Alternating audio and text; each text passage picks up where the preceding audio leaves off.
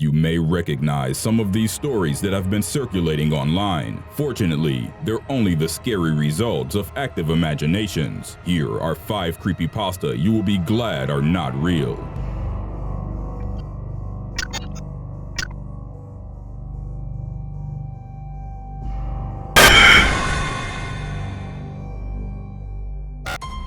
Number 5. Smile.dog.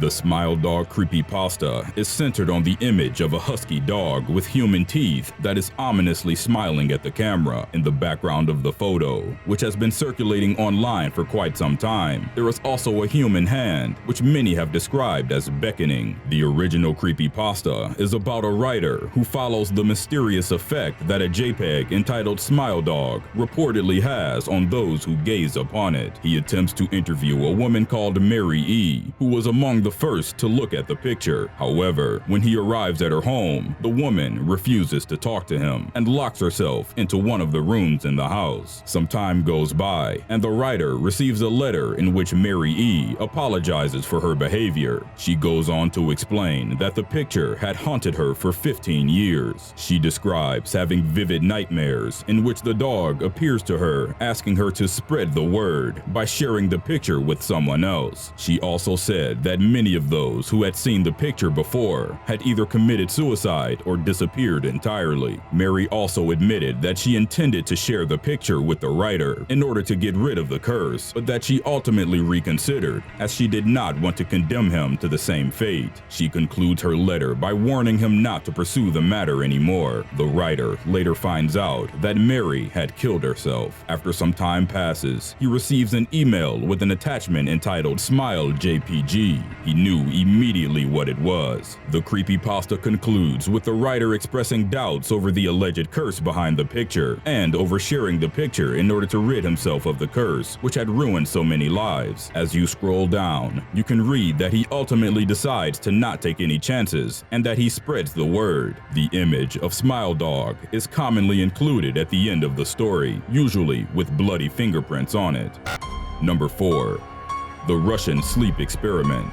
Another creepypasta story is that of the Russian sleep experiment. The story is mainly focused on 5 political prisoners who, during World War II, were placed in a room by Russian researchers and told that they would be freed if they could not sleep for 30 days. The researchers were experimenting on a gas based on a stimulant which they would release into the room at certain intervals. The room was also equipped with microphones. As the days went by, the prisoners' mental state slowly started to deteriorate. They started to experience paranoia and agitation. They went from sharing increasingly more traumatic memories to scheming behind each other's backs in order to earn favor with the researchers. Some even started screaming until their vocal cords gave out. By the 15th day, the researchers became worried that no sounds were coming from the room anymore. They told the prisoners that the door would be opened and that one of them would be freed. They only heard one faint voice reply that they no longer wanted to be free. Instead, they begged the researchers to turn the gas back on. When they opened the door, they saw the frightening state that the prisoners were in.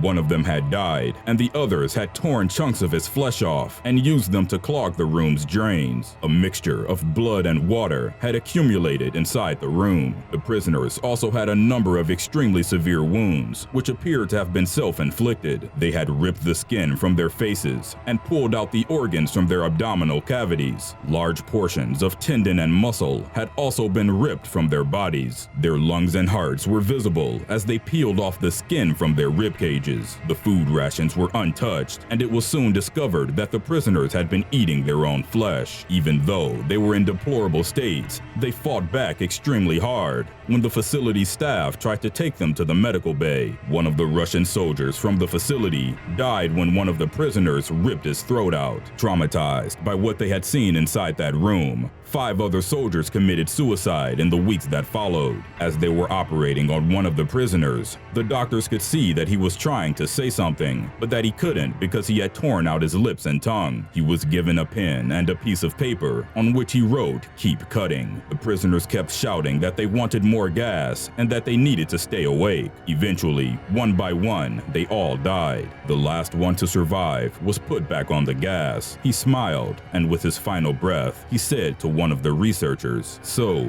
nearly free." Number 3. Slenderman.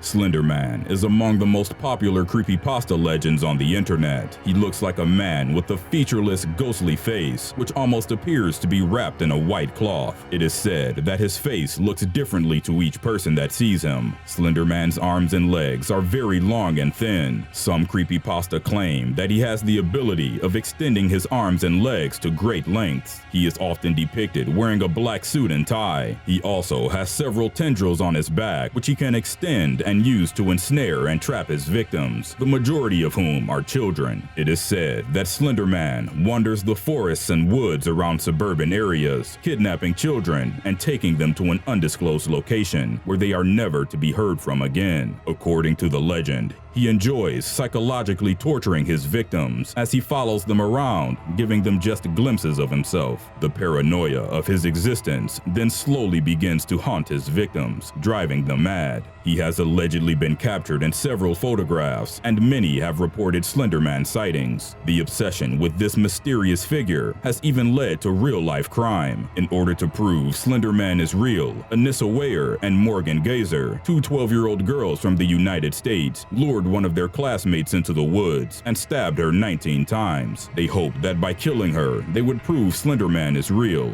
They also hoped to join his cult and gain his favor, as killing someone would bring them closer to his realm. Fortunately, the victim, whose identity was not released to the press, managed to crawl out of the woods and alerted a passing bicyclist who called 911. She survived, but needed extensive treatment and counseling. When questioned by the police, Geyser expressed feeling surprised, as stabbing the girl made her feel no remorse. Detectives found a number of troubling pieces of evidence when searching the girls' houses. These included Slenderman drawings, mutilated Barbie dolls, a sketch depicting a girl saying "I love killing people," and the words "I want to die" written on numerous notebook pages.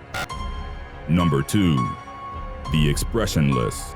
This story begins with a woman dressed in a blood-covered white gown who appeared at a hospital. The attending staff rushed to her aid, but as they got closer, they were all terrified by what they saw. Even though the woman moved like an average human being, her head resembled that of a mannequin. She had no eyebrows, and her face was smeared in makeup. Before the woman fell to the floor, she took a dead kitten out of her mouth and threw it on the floor. The nurses took her to a room and prepared her for sedation. The woman remained motionless, expressionless, and calm throughout the whole process. None of the attending staff could look at her blank expression for more than a few moments, as they would quickly become afraid. Not knowing exactly what they were dealing with, the doctors attempted to restrain her before calling the authorities. As soon as they tried to sedate her, the woman started fighting back. She turned to a male doctor, and for the first time, the staff could see a reaction from her mannequin face. She smiled. Then, one of the nurses screamed when she noticed that in her mouth, the woman did not have human teeth, but long, sharp spikes. Terrified, the male doctor called for security, shouting, "What in the hell are you?"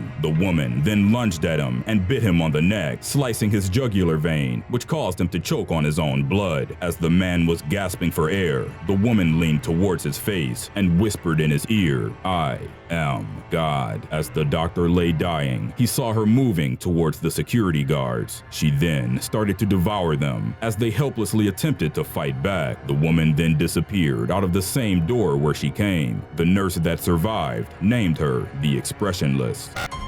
Number 1. Jeff the Killer.